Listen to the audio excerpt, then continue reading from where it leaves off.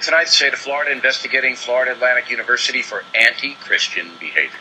As we reported earlier this week, student Ryan Rotella tossed out of a communications class when he refused to stomp on a piece of paper containing the name Jesus. That academic exercise was ordered by Dr. DeAndre Poole, a Democratic activist who the university hired to teach the communications class. After our initial reporting, the university apologized.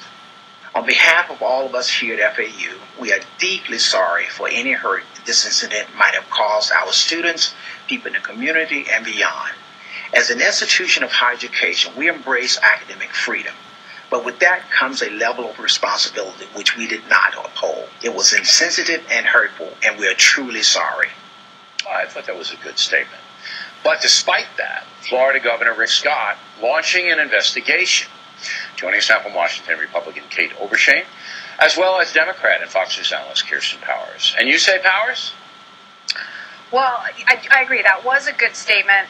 The only thing I would add to it is that this was just stupid. And it's a really bad advertisement, unfortunately, for liberalism. I consider myself a liberal. I don't think this is the type of behavior most liberals would endorse. It wasn't just insensitive; it was intolerant. Right. And we can just do a quick thought experiment and say, would the professor ever say, "Write Muhammad on a piece of paper and jump on it"? And we know the answer is no. Okay. So be that as it may, whether it's stupid or Dr. Poole a genius and we just all don't understand his intellect. What bothers me about this, Powers, is that they hired a Democratic activist, a person currently working in the Democratic Party. Now, we've investigated the school. They don't have any Republican activists on the staff. He shouldn't be in the classroom, in a communications classroom. If he wants to retire from the Democratic political machine, then fine. But not while you're working there. Do you see that as a problem, Powers? Not in itself if it's disclosed. I don't think because someone has political views they can't be a professor. Even if they're actively working as the vice chair of the Democratic Party in the county that the school is in? Come on. No.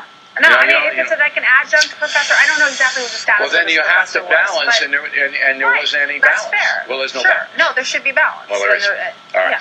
Now, how do you see this, Kate? Well, I think the problem is more institutional-wide in our colleges and universities in that this sort of liberal activism in the classroom is protected by the university structure. It's protected by these absurd campus speech codes and diversity policies where you can't say anything that would slightly offend somebody, which is ironic given what happened to this Ryan, who was deeply offended, but professors can do or say whatever they want, but if students step outside the leftist orthodoxy, even slightly, they're subject to these sensitivity training classes, to being kicked out of classes, to even being expelled. That's sort of the lockdown of intellectual diversity and the free and open exchange of ideas, the whole point of our university system. And then we're seeing what happens, the chilling effect that's happening on public discourse in general, where you can't say anything hurtful or offensive. So there's no conversation anymore. It's just well, you can't say anything hurtful or offensive on the right. You certainly can on the left. You can call Christians bigots. You can say if you don't believe global warming, you're a troglodyte. Right. Troglodyte, another word of the day, Powers. You can do all that, and the left-wing orthodoxy will shepherd and protect you. But if you go out and challenge that, then you're in trouble. We have established through surveys and everything else that at the nation's university systems, it is heavily weighted toward Democrats and liberals on the faculty. Do you see that as a troubling situation, Powers? Well, I see the results of that. I think a liberal can be a great professor. My parents were professors, and they were liberal. But it is a problem what Kate is talking about. I agree with that. But the numbers are so overwhelmingly left. Is that a problem?